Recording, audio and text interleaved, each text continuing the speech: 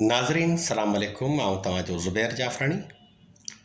मुंहिंजे YouTube channel Zubair जाफ़राणी जे नाले सां उनखे सब्सक्राइब कंदे पंहिंजे दोस्तनि ते वंड करियो त जीअं सिंध जे तमामु नामवर शाइरनि जी शाइरी तव्हां ताईं पहुची सघे।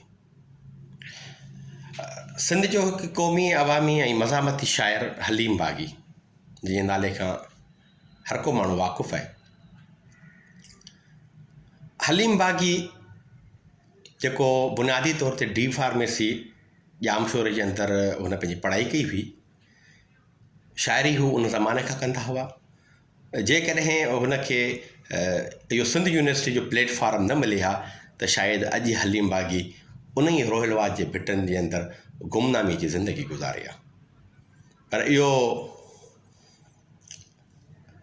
जेका आहे सा सिंध यूनिवर्सिटी हुई जंहिं हलीम बाग़ी खे सिंध जे कुंड कुड़छ ताईं उनखे उन पहुचायो। हलीम बाग़ी पंहिंजे कलम जे वसीले यूनिवर्सिटी जे यादुनि उन जे हुस्नाकियनि ऐं उते जे जेके यादूं आहिनि उन्हनि खे पंहिंजे कलम जे ज़रिए पाण सिंध ताईं पहुचाई हुई। त उनजो हिकिड़ो इंतिहे ख़ूबसूरत नज़म अॼु आउं तव्हां सां वंड कंदुसि।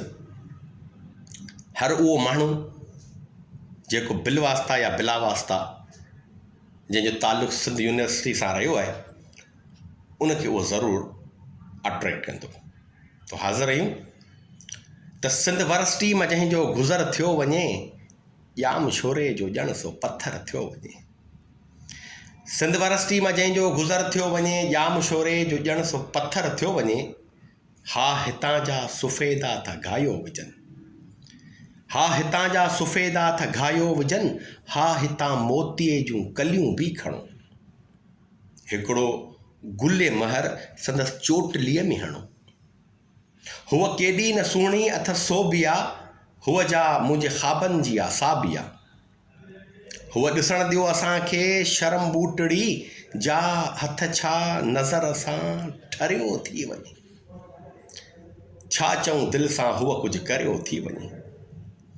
ॾींहं ॾिठे जो लुटींदड़ हथियारनि सां बिल्कुलु असां बि ॿुधा आहिनि वॾा दाढ़ी वाल, मगर हूअ दाड़ा हणे थी दिलियुनि ते जो नज़रनि नज़रनि में दाड़ा हणियो थी वञे पर मिले थो न सॻु।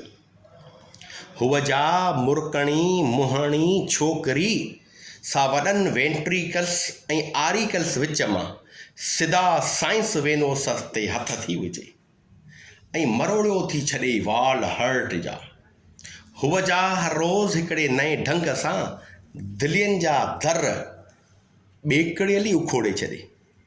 हे ॾाढनि ॾाढनि जा छिका छॾायो छॾे। हिन खे भेटियूं त कंहिंसां न भेटियूं भला, जे था भेटियूं ख़ुदा साण त कुफर थियो वञे। सिंध वर्सिटी मां जंहिंजो गुज़र थियो वञे ॼाम शोरे जो ॼण सो पथर थियो वञे। तव्हांजी वॾी महिरबानी। जिए सिंध, जिए सिंधी ॿोली।